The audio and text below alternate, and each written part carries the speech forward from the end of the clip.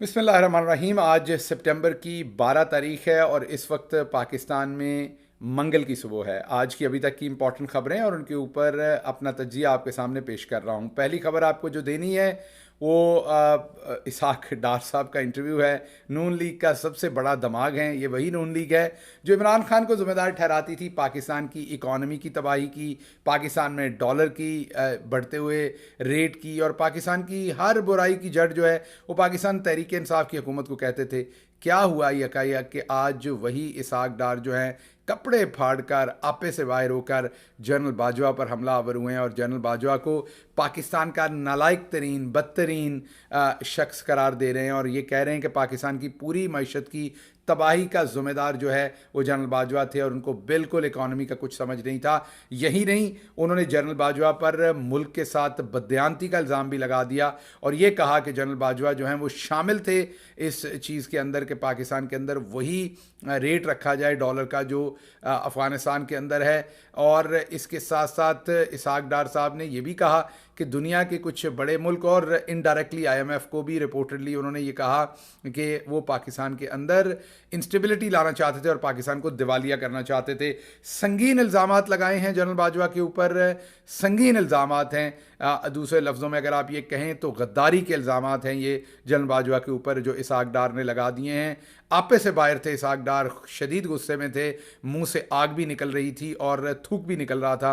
नदीम मलिक साहब के प्रोग्राम में वो मौजूद थे। उसके साथ साथ एक बेहतरीन इंटरव्यू दिया है अज़हर अब्बास साहब ने, मज़हर अब्बास साहब ने, अज़हर उनके भाई हैं। मज़हर अब्बास साहब ने एक पाकिस्तान के बड़े जर्नलिस्ट हैं, उन्होंने कहा है कि अगर इमरान खान के बारे में कहा जाता है कि उन्होंने फ़ौज की किसी इदारे की रेड लाइन क्रॉस की है तो फिर जनरल बाजवा ने भी पाकिस्तान के आइन की रेड लाइन क्रॉस की है। पाकिस्तान में एक इलेक्टेड हुकूमत को गिराया साजिश करके, उनके ऊपर कोई पर्चा नहीं है, उनके ऊपर कोई कार्रवाई नहीं है, वो बाहर बैठे हुए हैं। ये भी बड़ी इंटरेस्टिंग स्टेटमेंट है। इन दोनों के ऊपर डिस्कशन करते हैं। तीसरी खबर जो आपके सामने रखनी है वो है कि लतीफ़ खोसा और एतजाज़ अहसन साहब के ऊपर भी गद्दारी और बगावत के पर्चे दर्ज कर दिए हैं। होने ही थे, देर हो गई काफ़ी। मैं तो बहुत पहले एक्सपेक्ट कर रहा था कि इनके पर हो जाएंगे, क्योंकि पाकिस्तान के अंदर जो भी सोचता है आज़ादाना सोच की बात करता है, पाकिस्तान के अंदर आइन की बात करता है, कानून की बात करता है, इखलाकियात की बात करता है, उसकी या नंगी वीडियो सामने आती है या गद्दारी और बगावत का पर्चा उसके ऊपर आता है। तो ये तो होना ही था। इमरान खान ने अपनी जेल को 5 स्टार करार दे दिया है। क्यों करार दिया है? क्या खान साहब ने नई बात की है? क्यों खान साहब ने बदतरीन अपना जो सेल है जेल का उसको 5 स्टार होटल के कमरे के बराबर करार दिया है? इसके ऊपर आपके सामने बात करूँगा। और कैनेडियन प्राइम मिनिस्टर जो हैं उनकी शदीद तरीन इंसल्ट की गई है हिंदुस्तान के अंदर और वो इंसल्ट अभी तक जारी है। कनाडा का पूरा जो मीडिया है वो सरापा एहतजाज है। ये एक बहुत बड़ी डेवलपमेंट है इंटरनेशनली G20 के अंदर। ज़ाहिर बात है बहुत पॉजिटिव डेवलपमेंट्स हैं हिंदुस्तान के लिए। पिछले 24 घंटे में 50 से ज़्यादा MOU जो हैं वो मोहम्मद बिन सलमान और मोदी जो हैं वो साइन कर चुके हैं। और किस किस इंटरनेशनल लीडर ने वहाँ क्या कुछ किया इसका भी एक आपको कंप्रिहेंसिव तो नहीं कहूँगा, एक शॉर्ट समराइज फॉर्म आपके सामने रखूँगा। लेकिन कैनेडियन प्राइम मिनिस्टर के साथ वहाँ क्या हो रहा है ये भी आपके सामने रखेंगे। पहली बात आपके सामने रखेंगे, नदीम मलिक साहब के शो के अंदर इसहाक डार जो है वो गिरेबान फाड़ कर, कपड़े उतार कर, मुंह से आग निकालते हुए, थूक निकालते हुए जनरल बाजवा के ऊपर झपट पड़े हैं। उन्होंने जनरल बाजवा को पाकिस्तान का एक किस्म से गद्दार करार दे दिया है। उन्होंने कहा है कि ये जनरल बाजवा थे जिन्होंने पाकिस्तान के अंदर डॉलर का रेट जो है वो अफ़गानिस्तान के बराबर रखने को कहा। हालांकि ये झूठ है, अफ़गानिस्तान के अंदर तो रेट डॉलर का बहुत कम है, पाकिस्तान में तो बहुत ज़्यादा है। लेकिन बहरहाल उन्होंने जनरल बाजवा पर इल्ज़ामात लगाए और ये भी कहा कि जनरल बाजवा जो हैं वो बहुत ही नालायक थे, उन्हें इकॉनमी की कुछ समझ नहीं थी, वो बदतरीन थे इकोनॉमिकली और वो अपने आप को बड़े अक्लमंद समझते थे और उनकी वजह से पाकिस्तान की तबाही हुई है। वो यहीं नहीं रुके, उन्होंने इसके साथ साथ IMF को भी कहा और इंटरनेशनल कुव्वतों को कहा कि वो पाकिस्तान को दिवालिया करना चाहते थे। जनाब इसहाक डार साहब ने ये फरमाया कि अगर उनकी बातें मान ली जाती तो आज पाकिस्तान इन हालात में ना होता, पाकिस्तान बहुत बेहतर हालात में होता। जनरल बाजवा अपने गिरेबान में झांक कर ये पूछते तो होंगे, इन्हीं लोगों के साथ हाथ मिला के उन्होंने एक इलेक्टेड गवर्नमेंट इमरान खान की हुकूमत के पीठ में छुरा घोंपते हुए, अपने आइन के साथ गद्दारी करते हुए, एक आर्मी चीफ होने के नाते उनका ये काम नहीं था कि वो एक इलेक्टेड हुकूमत को साजिश करके गिराते। उन्होंने अपने ही मुल्क की आइन के साथ गद्दारी करते हुए ये काम किया।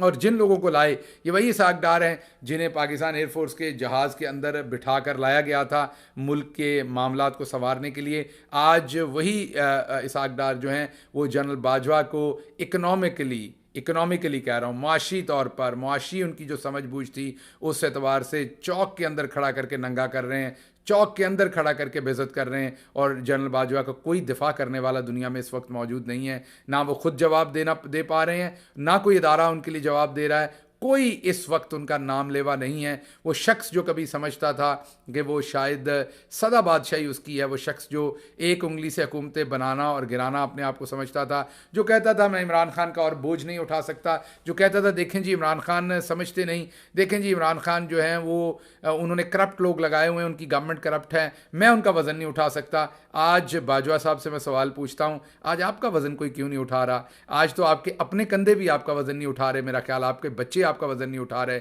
आज पूरी पाकिस्तान के अंदर कोई एक शख्स नहीं है जब इसहाक डार ने तकरीबन आपको महज़ब लफ्ज़ों के अंदर गाली गलोची की है टेलीविज़न के ऊपर, आपको करप्ट भी कह डाला, आपको बददियानत भी कह डाला, आपको मुल्क दुश्मन भी कह डाला, सब कुछ कह डाला। लेकिन आज पूरे पाकिस्तान के अंदर कोई शख्स आपका ना हमायती है, ना आपकी प्रोटेक्शन करने वाला है, ना आपको डिफेंड करने वाला है। इससे बदतरीन हालात आपके क्या होंगे? इससे बड़ी आपको सज़ा अल्लाह की ज़ात ने दुनिया के अंदर क्या देनी थी कि आपका पूरा सिस्टम वही बैठा हुआ है, वही पार्टी है जिसको आप जहाज़ों में बिठा कर लाए थे और वो आपके कपड़े उतार रहे हैं आज अवाम के अंदर। इससे बड़ी इंसान के लिए मैं यही कहूँगा, पाकिस्तानियों के लिए, कि इबरत की जा है, ये तमाशा नहीं है ये दुनिया जो है। जनरल बाजवा अगर इबरत पकड़ें तो आज जो बदतरीन इंसल्ट उनकी इसहाक डार ने की है, ठीक किया या गलत किया है ये एक अलग बात है, लेकिन आप ये तो देखें कि आपकी इंसल्ट किसने की है? साका जी ने की है। मीन बंदा बेइज्जत भी हो तो चले किसी चंगे बंदे के हाथों हो जाए, बंदे की इज्जत रह जाती है।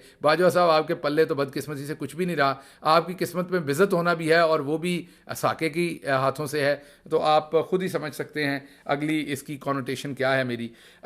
लतीफ़ खोसा और एतजाज़ एहसन के ऊपर सुना है, लतीफ़ खोसा साहब का तो बिल्कुल कंफर्म है, लेकिन सुनने में आया कि इसहाक डार साहब के ऊपर भी 9 तारीख को गुजरांवाला बार ने उन्हें एक फंक्शन में मदऊ किया था, जहां लतीफ़ खोसा साहब ने आइन, कानून, पाकिस्तान के इंसाफ, अदालती निज़ाम और आइन के अंदर रहते हुए बातें की थी। आइन का दिफा करने की बात की थी वकील के तौर पर, और वही हुआ जो हर उस शख्स के साथ होता है जो आइन और कानून की बात करता है। उन्होंने लतीफ़ खोसा के ऊपर भी गद्दारी और बगावत का पर्चा दर्ज कर दिया। जी हाँ, ये अंग्रेज़ बहादुर किया करता था।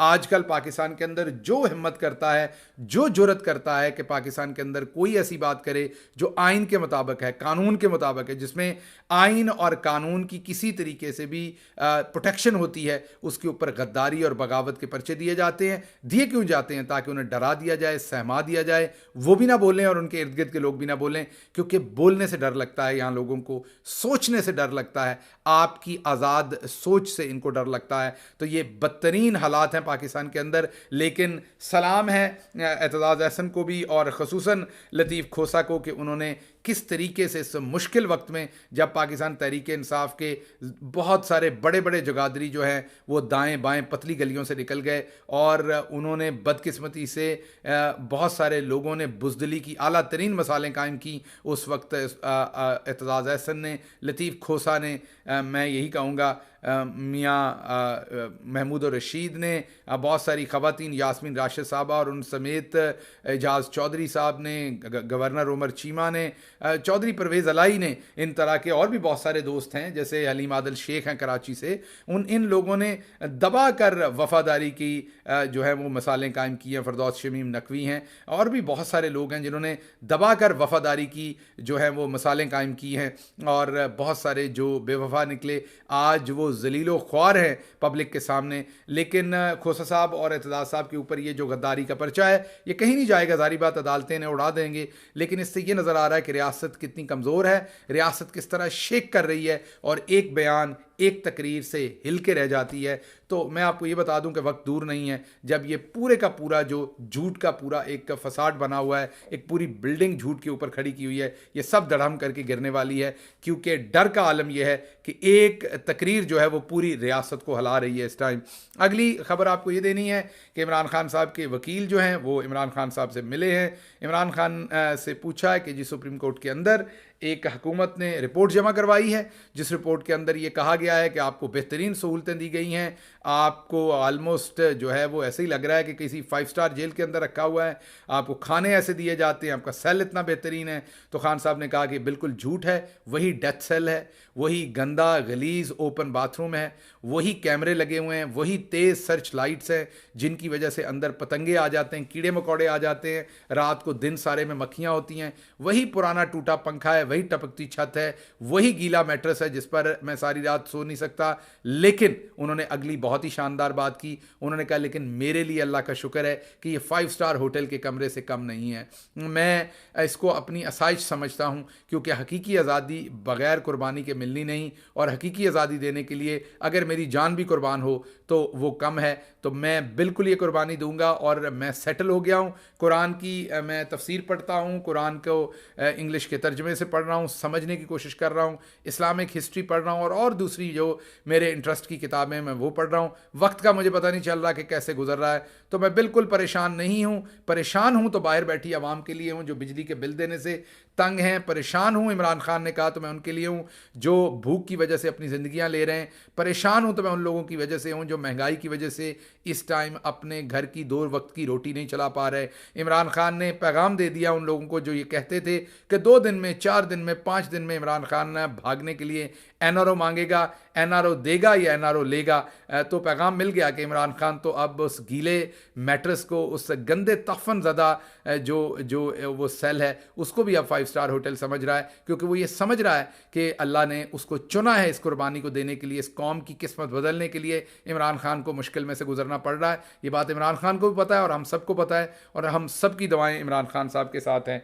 आखिरी खबर अब मैंने आपको ये देनी थी कि G20 के अंदर जहाँ पर आप देख रहे हैं कि गोल्ड और ग्लिटर है, जहाँ जफ्फियाँ पड़ रही हैं, जहाँ पर बेहतरीन तरीके से हिंदुस्तान अपनी ताकत को, अपनी कामयाबी को, अपनी पूरी दुनिया के अंदर इस टाइम सताइश को, अपनी पूरी दुनिया के अंदर जो एक्सेप्टेंस है उसको सेलिब्रेट कर रहा है। उसी जगह के ऊपर अगर आप देखें तो बहुत सारे दूसरे मुल्क जो हैं रेसिप्रोकेट कर रहे हैं हिंदुस्तान को। आप अगर गौर से फ्रेंच प्रेसिडेंट का ट्वीट देखें तो वो मोदी को बहुत ही ज़ोर से गले मिल रहे हैं और ट्वीट किया उस तस्वीर को लगाकर, 1 वर्ड 1 फैमिली।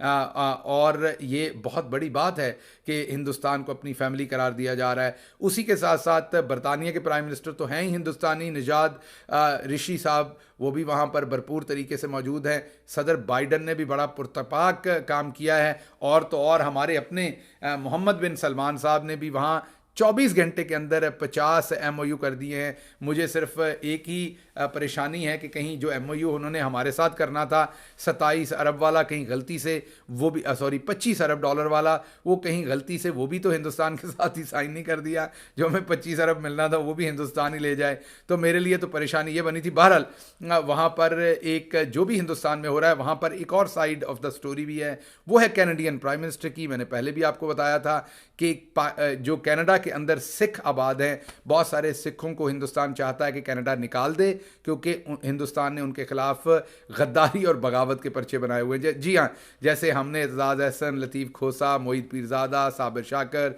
शहबाज गिल, अरशद शरीफ शहीद, इनके ऊपर गद्दारी और बगावत के बनाए हैं, ऐसे ही माफ़ कीजिएगा, ऐसे ही हिंदुस्तान ने कश्मीरी मुसलमानों पर और बदकिस्मती से सिखों की लीडरशिप के ऊपर जो कनाडा के शहरी हैं उनके ऊपर बनाए हुए। अब हिंदुस्तान कहता है कनाडा को कि उनको कनाडा से निकाल दें। कनाडा कहता है वो हमारे शहरी हैं, कानून के मुताबिक हम नहीं निकाल सकते।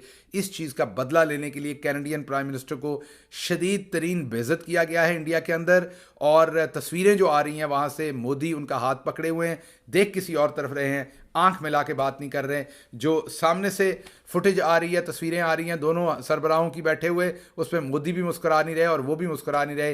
ये बात यहीं तक ख़त्म नहीं हो गई, जो ट्रेड टॉक्स थी उनका बाइकआउट किया या उनको कैंसिल किया लास्ट मिनट पे प्राइम मिनिस्टर जस्टिन ने, और यहीं पर बात ख़त्म नहीं हुई। मोदी साहब ने जो जॉइंट स्टेटमेंट जारी की उसके अंदर खुले अल्फाज में कनाडा की ऐसी तैसी फेर के रख दी, बेइज्जत करके रख दिया, कनाडा को इस तरीके से बयान कर दिया जो दोनों वज़ीर आज़मों के मिलने के बाद जॉइंट अलामिया या स्टेटमेंट जारी किया हिंदुस्तान ने, उसमें उन्होंने वाज़े तौर पर कनाडा को तकरीबन तकरीबन एक टेररिज्म को ब्रीड करने वाला मुल्क कह दिया, इस तरह का मुल्क कह दिया जो टेररिस्टों की हिफाजत कर रहा हो। गालिबन इसी तरह की लफाजी थी। मेन कनाडा की तबाही फेर के रख दी वर्ल्ड प्लेटफॉर्म के ऊपर, और अब कनाडा का पूरा मीडिया सरापा एहतजाज है और तस्वीरें दिखा रहा है जस्टिन ट्रूडो की कि किस तरीके से वो बेइज्जत हो रहे हैं और हिंदुस्तान उन्हें वहाँ बेइज्जत कर रहा है सिख लीडरशिप की वजह से जो कैनेडियन सिटीज़न है। ये बहुत बड़ी डेवलपमेंट है। आने वाले दिनों में इससे बहुत सारी चीज़ें डेवलप होंगी। पाकिस्तान की जो लीडरशिप है उनके पास ये गोल्डन चांस है इस सिचुएशन के अंदर अपने लिए सफारतकारी करने का, लेकिन हम तो मसरूफ़ हैं एतजाज़ अहसन और लतीफ़ खोसा को गद्दार करार देने पे। हम तो मसरूफ़ हैं बाथरूमों के अंदर, बेडरूम्स के अंदर कैमरे लगाकर नंगी फिल्मों बनाने पर। हम तो मसरूफ़ हैं इसहाक डार से इस टाइम जनरल बाजवा के कपड़े पड़वाने पर। हमारी जो प्रेफरेंसेस हैं वो ये है, और हम मसरूफ़ हैं इमरान खान के ख़िलाफ़ झूठे मुकदमे बना के उनको झूठी सज़ाएँ दिलवाने पर। तो हमारा कहाँ ध्यान जाना है कि इस टाइम सफारतकारी का ये बेहतरीन मौका है और हमें सफारतकारी करनी चाहिए। साथ ही मुझे इजाज़त दीजिए। अल्लाह आपका हामी और नासिर हो। पाकिस्तान जिंदाबाद।